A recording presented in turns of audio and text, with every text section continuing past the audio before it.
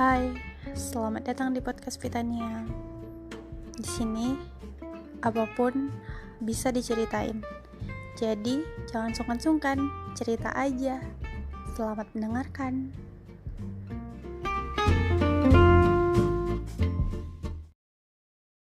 Kemungkinan yang paling mungkin.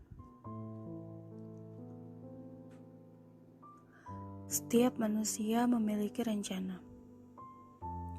Dan ujung dari rencana hanya ada dua, yaitu berhasil dan gagal. Pertama, berhasil. Saat rencana kita berhasil, kita akan merasa semua lelah terbayarkan. Gimana gak terbayar? Usaha dan perjuangan kita seakan terletak pada tempatnya. Kita akan ngerasa kalau semua usaha kita yang membawa kita pada fase ini. Kalau ngomongin berhasil, pembahasannya paling cuma sekitar bahagia, senang, gembira. Oh ya, ucapan selamat, pujian sana-sini, dibanggain sana-sini, dan ditanya apa tipsnya. Seru ya jadi orang berhasil? Tapi gak semua orang ngerasain itu. Seringnya, kebanyakan dari kita berada di fase kedua, yaitu gagal. Saat rencana kita gagal, kita akan ngerasa waktu berhenti berputar. Hari-hari akan terasa berat sebab beban kata gagal. Gagal membuat kita kurang dimanusiakan. Sampai akhirnya kita ngerasa semua usaha kita sia-sia. Tuhan gak sayang kali ya sama kita. Semesta itu gak adil. Kita jadi ngebandingin usaha kita sama orang lain. Dan yang lebih parahnya, kita berpikir kalau harusnya kita yang berhasil. Tidak sedikit dari kita yang gagal dalam hidup. Sebab kemungkinan yang paling mungkin dalam hidup ya gagal.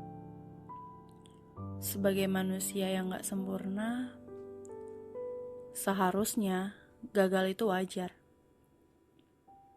Setiap orang pernah gagal. Bahkan setiap orang pasti gagal. Gagal adalah kata yang paling ditakuti saat kita punya ambisi. Kata yang paling ingin dihindari. Kata yang membuat kita kurang bisa menerima diri kita sendiri. Padahal sebenarnya gagal itu wajar. Wajar sekali. Untuk sekali mencoba, 2 kali mencoba, 3 kali mencoba, bahkan berpuluh-puluh kali mencoba sesuatu yang baru atau mungkin di luar kemampuan kita. Gagal adalah kemungkinan terbesar dari persentase yang kita punya. Tapi seringnya, gagal seakan menjadi monster yang paling besar bagi manusia.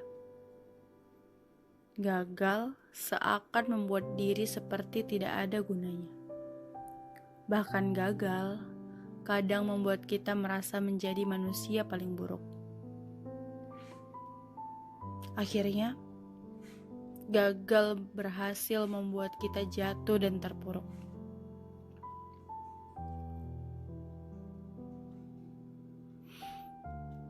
Kalau dipikir-pikir, gagal gak akan merubah kita sebagai manusia menjadi bukan manusia. Bingung ya? Singkatnya, sebenarnya kegagalan itu gak apa-apa. Sebab gagal gak akan membuat kita kehilangan marwah sebagai manusia. Walaupun kita gagal, kita tetap manusia kok. Sebab gagal adalah ajang belajar dari kesalahan-kesalahan yang kita punya.